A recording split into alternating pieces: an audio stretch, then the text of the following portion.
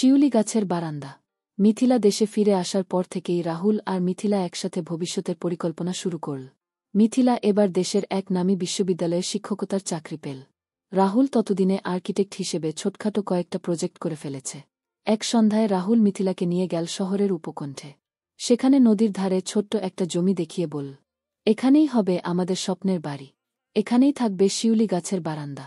মিথিলা অবাক হয়ে চারদিকে তাকাল। নদীর ধারে হালকা হাওয়ার মধ্যে শিউলির গন্ধ। সে ধীরে ধীরে বলল, এটা সত্যি হবে? রাহুল তার হাত ধরে বলল, হবে, শুধু সময় দাও। তারপর দিন কেটে গেল।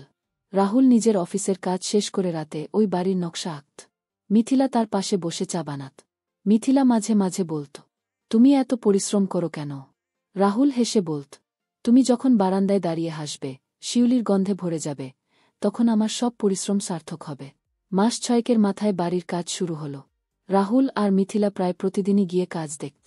গাছপালা লাগানো, জানালার রং বাছাই, সবকিছু তারা একসাথে করত। শেষমেশ 1 বছর পর সেই বাড়ি দাঁড়িয়ে গেল। সাদা রঙের দেয়াল, বড় বড় জানালা আর লাল টালির ছাদ। বারান্দার সামনে সত্যিই দাঁড়িয়ে আছে শিউলির গাছ।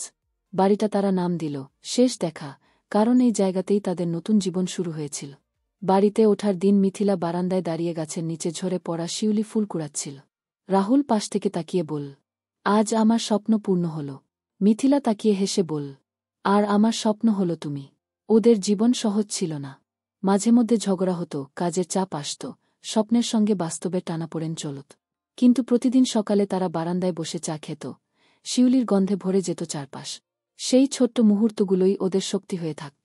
বছর কয়েক পর রাহুল আর মিথিলা একসাথে এক ফাউন্ডেশন শুরু করল, যেখানে গ্রামের বাচ্চারা এসে পড়াশোনা করবে, আঁকবে, গান শিখবে। ওরা বলল, আমাদের ভালোবাসার সবচেয়ে বড় প্রকাশ হবে যদি অন্যদের জন্য কিছু করতে পারি। শিউলি গাছের নিচে এখন শুধু তাদের দুজনের গল্প নয়, শত শত বাচ্চার হাসি খেলা করে। এইভাবে শেষ দেখা গল্পটা একেবারে একটা জীবনকথায় পরিণত হল। প্রথম দেখা থেকে স্বপ্নের বাড়ি, আর তারপর সমাজের জন্য কাজ করার যাত্রা। আপনি চাইলে আমি এই গল্পটা আরও এগিয়ে নিয়ে যেতে পারি, যেমন তাদের সন্তান জন্মের পর জীবন কেমন হল, অথবা কোনো নাটকীয় মোড় যোগ করা। আপনার কী ধরনের মোড় পছন্দ হবে? রোমান্টিক বা চমকপ্রদ, আবেগঘন ইত্যাদি।